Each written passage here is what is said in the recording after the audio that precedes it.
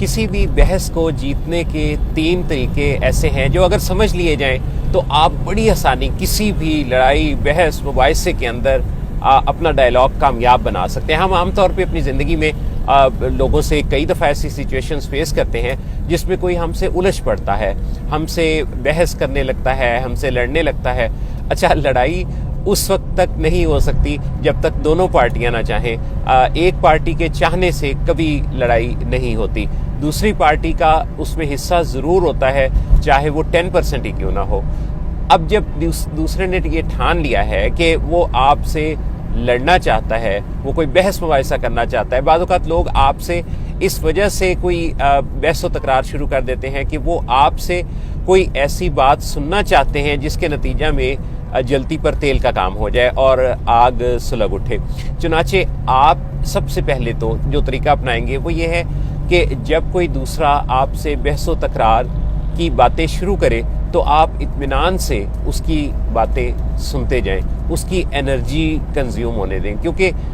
جو بھی کوئی بات کر رہا ہوتا ہے اس کا بھی اس پر کوئی فیول خرچ ہو رہا ہوتا ہے۔ چنانچہ یہ جو ہماری انرجی ہے جو ایک فیول کی مانند ہے، اس کو خرچ ہونے دیں، کنزیوم ہونے دیں۔ جب وہ کافی دیر تک بحث مباحثہ کر لے گا، بات چیت کر لے گا، تکرار والے الفاظ بول لے گا، تو اب کیا ہوگا کہ اس کے اندر وہ جو اس کا فیول ہے، اس کی جو انرجی ہے، وہ کنزیوم ہو جانے کی وجہ سے شدت کافی کم ہو جائے گی۔ اچھا، جب وہ بات مکمل کر چکے تو آپ نے دوسرے نمبر پر یہ کرنا ہے کہ آپ نے اس سے پوچھنا ہے کہ کیا میں بات کر سکتا ہوں آپ سے؟ اور جب آپ اپنی بات کرنے کی اجازت اس سے لیں اور وہ پھر بات کرنا چاہے تو پھر آپ نے اس پر اصرار نہیں کرنا کہ میں ہی بات کروں گا، پھر بھی اسے بات کرنے دیں۔ اس کا مطلب ہے کہ ابھی فیول باقی ہے، ابھی اس کو مزید جو ہے وہ اس کی انرجی کو کنزیوم ہونے دیں۔ جب وہ پھر بول کے تھوڑا سا تھک جائے تو پھر آپ پوچھیں کہ کیا اب میں بات کر سکتا ہوں؟ اچھا، اب اگر وہ اجازت دے دے کہ آپ بات کر سکتے ہیں تو آپ بڑے اطمینان سے اس کے ساتھ، کانفیڈنس کے ساتھ، آرام سے والیوم لیول، والیوم کی ٹون آپ کی اور آپ کا جو بات کرنے کا لب و لہجہ ہے، یہ سارا بڑا ہی مناسب ٹھہراؤ والا اور آہستہ ہونا چاہیے۔ یعنی آپ کی ٹون آف وائس سے، آپ کے الفاظ سے، آپ کے لب و لہجے سے یہ نہیں لگنا چاہیے کہ آپ بھی اسی کی طرح اسی موڈ میں ہیں اور اسی انداز سے بحث کا جواب دینا چاہتے ہیں۔ آپ کا انداز بالکل ٹھنڈا ٹھار ہونا چاہیے اور بڑے آرام سے، سوچے سمجھے ہوئے پلاننگ کے تحت، سوچے سمجھے ہوئے انداز سے آپ اس کی باتوں کا جواب دے رہے ہوں۔ جب آپ کا کانفیڈنس بھی ہوگا اور آپ کے الفاظ، لب و لہجہ بھی مناسب ہوں گے تو اس سے جلتی پر تیل نہیں پڑے گا۔ تیسرا جو طریقہ آپ نے یاد رکھنا ہے وہ یہ ہے کہ اگر آپ نے اس کی پوری بات اس کو کرنے دی ہے، جیسی بھی بات تھی، اس کو آپ نے بات کو اس کی انرجی کو کنزیوم ہونے دیا ہے اور پھر آپ نے اپنی بات بڑے کانفیڈنس کے ساتھ، مناسب لب و لہجے کے ساتھ کر لی ہے،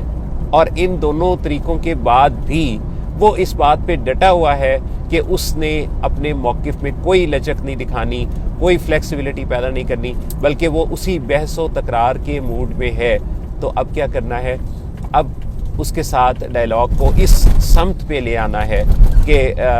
ضروری نہیں ہے کہ ہم اسی میٹنگ میں، اسی ڈسکشن میں اس کا کوئی نتیجہ نکالیں۔ ہم اطمینان سے اس بارے میں گفتگو کو جاری رکھیں گے، آپ اور میں دوبارہ ملیں گے۔ پھر آپ کا گول یہ ہونا چاہیے کہ آپ اس میٹنگ کو اچھے طریقے سے برخاست کر دیں۔ جب آپ اس میٹنگ کو اچھے طریقے سے برخاست کر کے اور ہولڈ پہ لے جانا چاہیں گے اور کسی دوسرے موقع پر اپنی گفتگو کا اگلا ایپیسوڈ رکھنا چاہیں گے، اس کے لیے دوسرے کی تسلی کے لیے آپ کوئی